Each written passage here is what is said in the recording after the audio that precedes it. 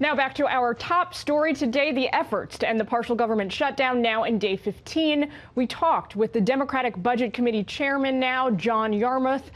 The Republican perspective on the shutdown is coming up now. We've got the House Budget Committee ranking member, Steve Womack from Arkansas's 3rd Congressional District. Congressman, thanks so much for your time today.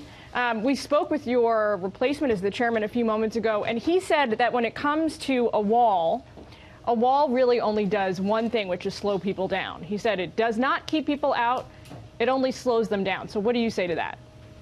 Well, they've provided, under the Trump presidency, over $2 billion in border security funding. They've helped us provide that amount of border security funding in the first couple of years of the Trump presidency.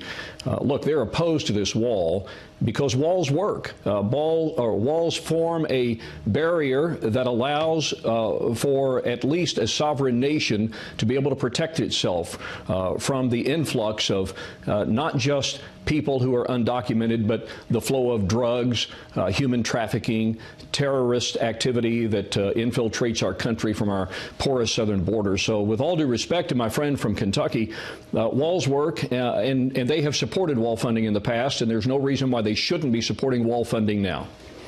What about the idea from Democrats that maybe they would support a wall of some kind? We're not entirely sure what it looks like or what it's made of. Maybe it's a fence, maybe it's steel, maybe it's concrete, but we're certainly not going to spend nearly $6 billion on it. That's a bill the American people don't want to foot. Well, this is a $4 trillion plus federal budget, and to say that $5 billion is too much money to be spending for border security is just simply a statement that is without merit. The fact is we have a problem on our southern border. It's manifesting itself in horrific ways. You know, we talked a week ago about the murder in Newman, California, the fact that we had a couple of kids out of caravans come across our border malnourished and unhealthy and died under our care as a result of the fact that there is this promise that you're going to be able to come across our border without any detection or without any problems.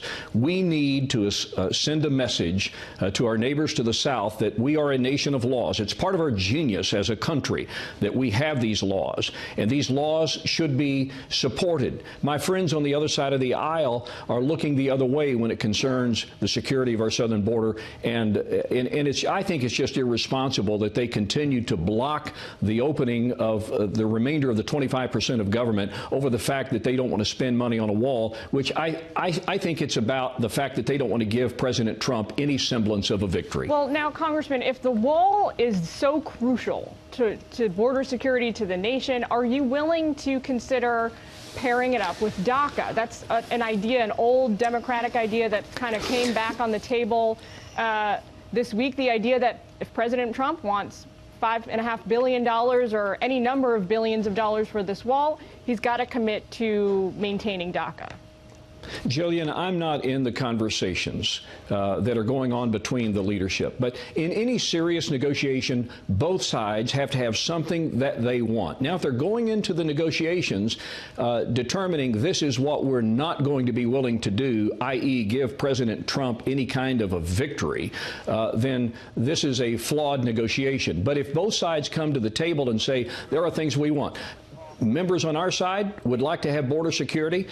Members on the other side would like to have relief for DACA, maybe some other immigration reforms. This is the opportunity for us to come to the table and get those. All right. Well, Congressman Womack, thanks for your time today. It sounds like there's still some bridges to be joined together here, but we will have you back to talk about all of it. Great to be with you, Jillian.